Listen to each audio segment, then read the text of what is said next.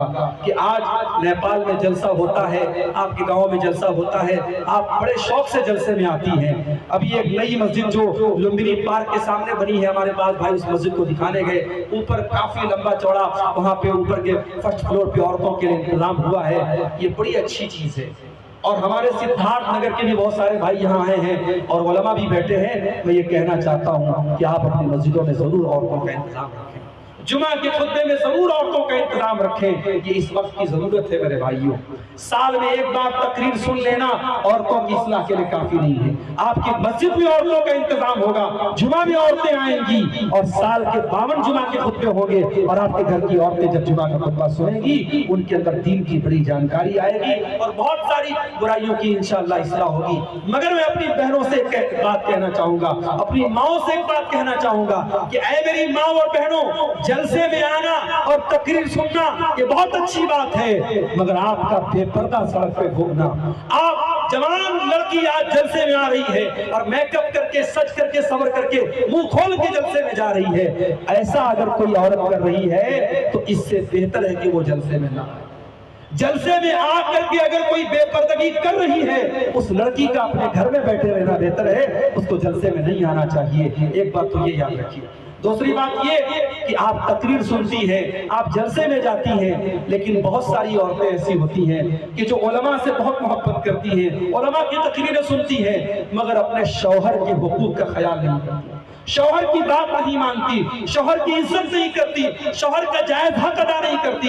معاف کیجئے گا میری ماں اور بہنوں، آپ کا تقریر سننا اور آپ کا علماء سے محبت کرنا اور آپ کا دین سے محبت کرنا یہ سب بیکار ہو جائے گا اگر آپ نے اپنے شوہر کا جائز حق اور اس کے جائز حقوق اس کو نہیں دیے۔ اللہ کے پیارے نبی کے پاس ایک عورت آتی ہے، اللہ کے نبی صلی اللہ علیہ وسلم پوچھتے ہیں کہ کیا تو شادی شدہ ہے؟ وہ کہتی ہے ہاں اللہ کے نبی میں شادی شدہ ہوں۔ آپ پوچھتے ہیں کہ تو اپنے شوہر کے لیے کیسی ہے؟ تو کہتی ہے کہ اے اللہ کے رسول میں اپنے شوہر کی بہت خدمت کرتی ہوں، کمی نہیں کرتی ہوں۔ اللہ کے نبی فرماتے ہیں فانظری اینما انت منہ، تو دیکھ لے تو اپنے شوہر کے ساتھ کیسا سلوک کرتی ہے، فانما هو جنتک والنار، تیرا شوہر ہی تیری جنت ہے اور تیرا شوہر ہی تیری جہنم ہے۔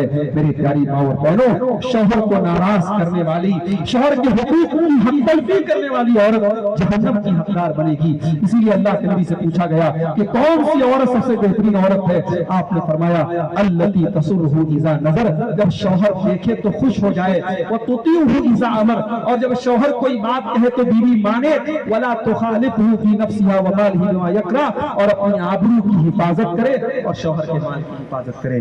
میری ماں اور بہنوں، وقت کی ضرورت ہے، آپ اگر ایک ماں ہیں ایک اچھی ماں بنے۔ بچیوں کی تربیت ماں کے ہاتھ میں ہے، بچوں کی تربیت ماں کے ہاتھ میں ہے۔ عربی کا شاعر کہتا ہے الام مدرسۃ اذا اعددتها اعددت شعبا طیبا لا اراکی، ارے ماں اپنے آپ میں پورا ایک اسکول ہوتی ہے، ایک مدرسہ ہوتی ہے۔ اگر آپ نے سماج کو ایک اچھی ماں دے دیا تو آپ نے ایک اچھی نسل دے دیا۔ میری ماں اور بہنوں، آپ ایک اچھی ماں بنے، ایک ذمہ دار ماں بنے۔ بچیاں بڑی ہو جائیں کہاں جا رہی ہیں، کس سے بات کر رہی ہیں، بے پردہ تو نہیں جا رہی ہے، نماز ٹائم سے پڑھ رہی ہے کہ نہیں پڑھ رہی ہے۔ ایک ماں کو ان سب باتوں پر نظر رکھنی چاہیے۔ بیٹی کیسا کپڑا پہن رہی ہے، کئی بے حیائی والا کپڑا تو نہیں پہن رہی ہے۔ ماں کی ذمہ داری ہے، باپ کی ذمہ داری ہے کہ گھر میں بے حیائی کو روکے۔ میرے پیارے ساتھیوں، اگر عورتیں بے پردگی کر رہی ہیں تو کہیں نہ کہیں مردوں کی بے غیرتی بھی ذمہ دار ہے۔ اللہ کے پیارے نبی فرماتے ہیں قیامت کے دن 3 لوگ ایسے ہوں گے جن کی طرف نہ تو اللہ تعالیٰ دیکھے گا، نہ ان سے بات چیت کرے گا، نہ ان کو گناہوں سے پاک اور صاف کرے گا۔ ان 3 لوگوں میں وہ انسان بھی ہوگا الدیوث الذی یقر فی اہلہ الخبث، جس کے گھر میں بے حیائی ہو رہی ہو، جس کے گھر میں غلط کام ہو رہا ہو اور اس کو کوئی فرق نہ پڑے، اس بے غیرت مرد کی طرف بھی اللہ تعالیٰ قیامت کے دن نہیں دیکھے گا۔ تو اپنے گھروں کو میرے بھائیوں بے حیائی سے ہم روکیں، گھروں میں نماز کا ماحول پیدا کریں، گھروں میں دین کا ماحول پیدا کریں، علماء سے محبت کا ماحول پیدا کریں۔ کبھی کبھی نیک لوگوں کو اور علماء کو اپنے گھر میں بلائیں اپنے بچوں کو متعارف کرائیں، گھر کے دسترخوان پر علاقے کے محلے کے نیک اور صالح لوگوں کو بلائیں۔ ان سب چیزوں سے بھی گھر میں میرے بھائیوں برکت آتی ہے اور گھر کی خواتین کے اخلاق پر بھی اثر پڑتا ہے۔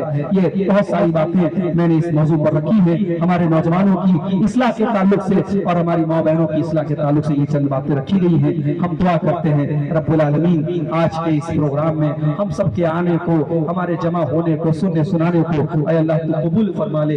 رب العالمین جن بھائیوں کی محنتوں سے آج کا یہ پروگرام منعقد ہوا ہے، بڑی محنتوں اور بڑی قربانیوں اور بڑے خرچ کے بعد یہ پروگرام ہوتے ہیں، اے اللہ اس پروگرام میں آنے والا یا آنے والی کوئی ایک اللہ کا بندہ یا اللہ کی بندی اگر وہ اپنے عمل کی اصلاح کر لے، اپنے عقیدے کی اصلاح کر لے تو اے اللہ ان لوگوں کی محنت کامیاب ہے۔ اے اللہ تو توفیق دے کہ یہ جلسہ، یہ پروگرام با مقصد ہو، اپنے مقصد میں کامیاب ہو۔ کہنے والوں سننے والوں کو سب کو اللہ تو عمل کی توفیق عطا فرما۔